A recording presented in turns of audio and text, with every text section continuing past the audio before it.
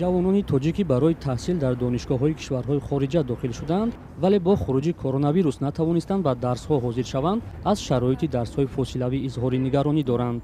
суръати пасти интернет, нархи гарони он аз мушкилиҳоеанд, ки Наҷибулло Абдуллоев, сокини 24-солаи шаҳри Душанберо ба ташвиш гузоштааст. шахсан барои давлатҳои Тоҷикистон, Қирғизистон, Узбекистон ин якумин дараҷа ин нархи интернет ҳаст ва суст будани суръати интернет.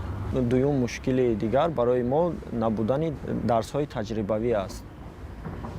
Аз ҳамин сабаб барои мо онлайн дарс хондан хеле мушкил аст.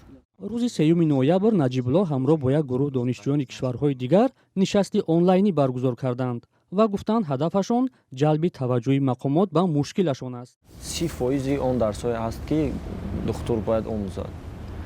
аслан барои духтур шудан дарсҳои фосилавӣ хондан ин ғайриимкон аст ва хело ҳам мушкил аст. агар Наҷибуллоро суръату нархи интернет нигарон карда бошад, Баҳромҷон Қучкаров, сокини ноҳияи Ашт, ки донишҷӯи яке аз донишгоҳҳои Русия аст, аз қатъи нерӯи барқ дар ҷараёни дарсҳои фосилавӣ шикоят дорад. бо гузашти 2 моҳ аз соли нави хониш, масъалаи сафари донишҷӯёни тоҷики донишгоҳҳои хориҷа ҳанӯз ниҳоӣ нашудааст. намояндагони Вазорати Маориф ва илми Тоҷикистон мегӯянд, барои қабули донишҷӯён аз кишварҳои хориҷа бо ҳамтоёни худ музокира доранд, вале масъала то ҳол пурра ҳал нашудааст. ба иттилои Вазорати Маориф, шумораи донишҷӯёни тоҷик дар 30 кишвар беш аз 34 000-ро ташкил медиҳад ва 26 000-и онҳо донишгоҳҳои Русияро интихоб кардаанд.